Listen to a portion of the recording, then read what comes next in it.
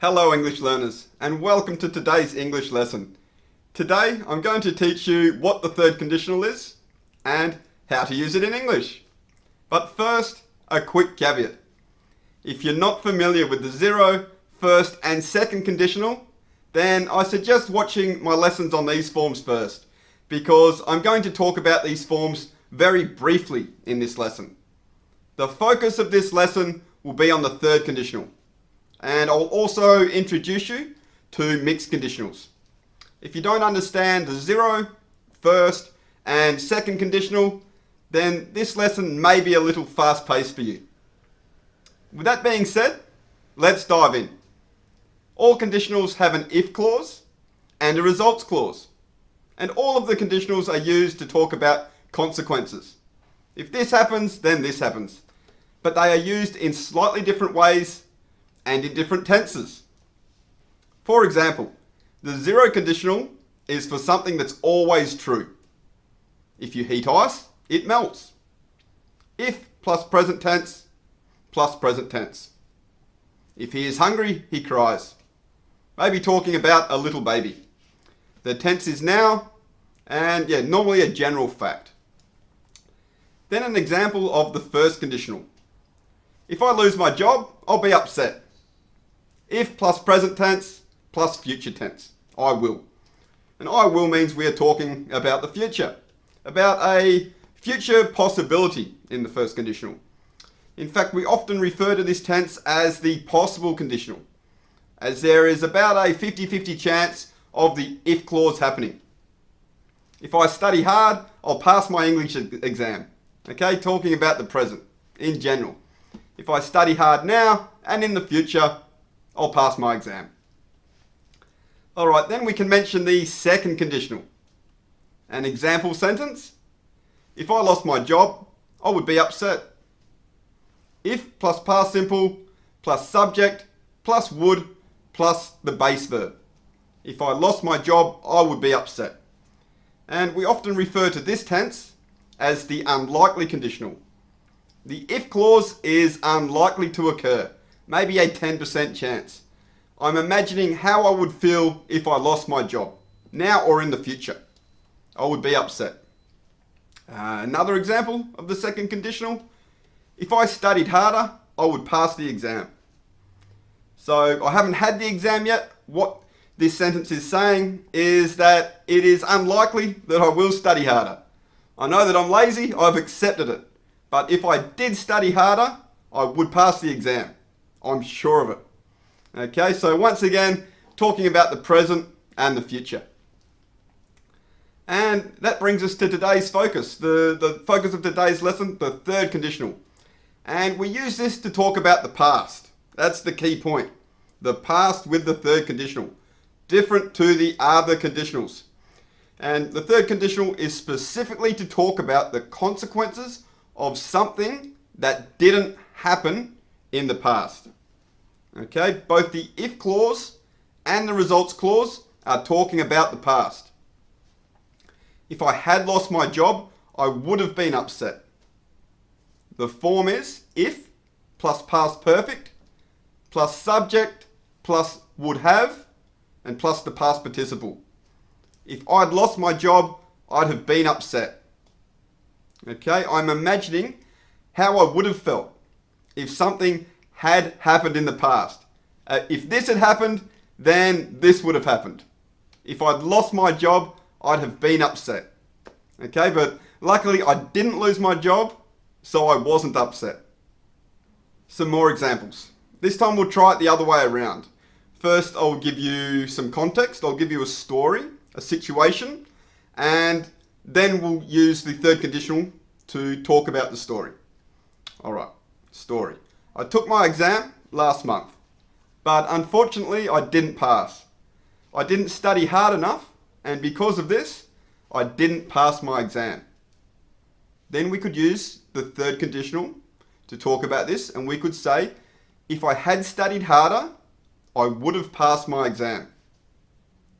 Alright, I'm imagining the consequences of an imagined action in the past. If I had studied harder, I would have passed my exam. And we must also remember our contractions so we don't sound like a robot. So we should say, if I'd studied harder, I would have passed my exam. Or we can say, if I'd studied harder, I'd have passed my exam. That's actually nicer. Both contractions are correct, but to my ears, I'd have passed my exam sounds slightly better. And this is probably because many people, even native speakers, incorrectly say would have instead of would have. I would have passed my exam. And this sounds very uneducated, but it's even worse when they write would have. Okay, they write would have instead of would have or would have. So don't fall into this trap. So you can say I would have passed my exam, would have. Just be careful not to say would have. Or to avoid this potential error altogether, you can say I'd have. I'd have passed the exam. I'd have. And you can also notice the reduction on the have. I'd have. I'd have passed the exam. Okay, another example. We wouldn't have been late if you'd got out of bed earlier. So this time we have put the if clause second. We've done it the other way around. And you can do that with all of the conditionals. And as most of you are probably aware, if the if clause comes second, you don't use a comma. We wouldn't have been late if you'd got out of bed earlier. And yeah, this is another imagined past situation. What really happened? We were late because somebody slept in. But we are imagining. If you'd got out of bed earlier, we wouldn't have been late. Alright, so I hope this is becoming a little clearer for you now. Let's take a look at some of the different ways that we can use the third conditional. We can use other modal verbs in the third conditional. This is possible. We can replace would have with could have or might have. But of course the meaning will change accordingly.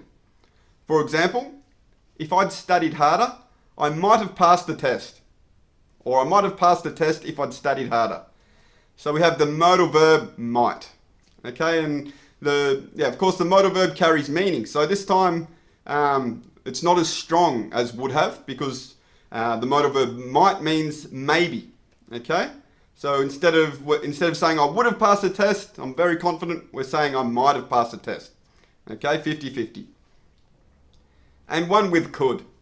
If he had had the right tools, he could have fixed the car. And you'll notice the had here.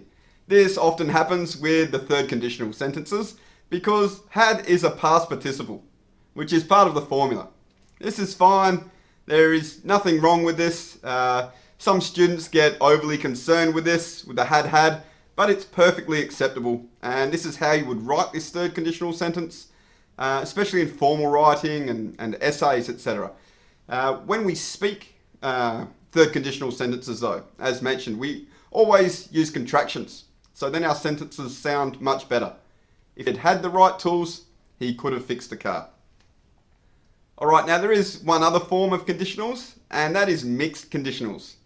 And we can talk about these now, because mixed conditionals are used to talk about the present and the past in the same sentence. The if clause will have a different tense to the result clause. So it makes sense that we mix third conditionals because they are used for the past with second conditionals because they are used for the present. Alright, let's compare these two sentences. If I'd gone to the party on Saturday night, I'd have had fun. This is a third conditional, isn't it? Both the if clause and the result clause are in the past. But what about this?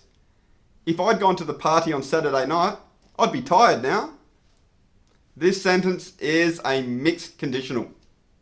The if clause is the third conditional, talking about the hypothetical past, and the result clause is the second conditional, talking about a present result. We could display this as past condition and present result. Another example of a mixed conditional with past condition, present result. If you hadn't eaten the whole chocolate cake, you wouldn't feel sick. Again, we have a third conditional in the if clause, hypothetical past, and we have the second conditional in the results clause, talking about now. So that's all a mixed conditional is, a combination of the third and second conditional. And we can also use the other way around. We can use the second conditional in the if clause and the third conditional in the result clause. And then this will be present condition, past result. A couple of examples. If he was a nicer person, he wouldn't have stolen your money. Another one. If my leg wasn't sore, I'd have joined you on the hike. Easy, hey?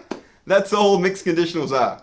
One clause is second conditional and the other clause is third conditional. If you can use the third conditional and the second conditional, then you can use mixed conditionals. It's just obviously a matter of practice. So I do have a Grammarman course on conditionals, which will teach you everything that you need to know about conditionals. And importantly, it follows the Grammarman method that I use in all of my online courses. Not YouTube, but my professional online courses that you can purchase. In the conditionals course, I teach you part of the conditionals via a 10-minute video lesson and then give you a big interactive quiz so that you can practice what you've learnt. And notably, all the interactive quizzes which you can use on your smartphone or notebook or your personal computer have a button that you can press which will explain each answer to you and tell you exactly why each answer is correct or incorrect. This is a big problem with most English books out there. There are usually answers at the back of the book, but you just find out if your answer was right or wrong. With all of my courses, you have each answer explained, just like if you're in a classroom with me and asking me to explain every answer to you. Then, once you complete the quiz on the first video lesson, we move on to the next module, which will be the next piece of the puzzle.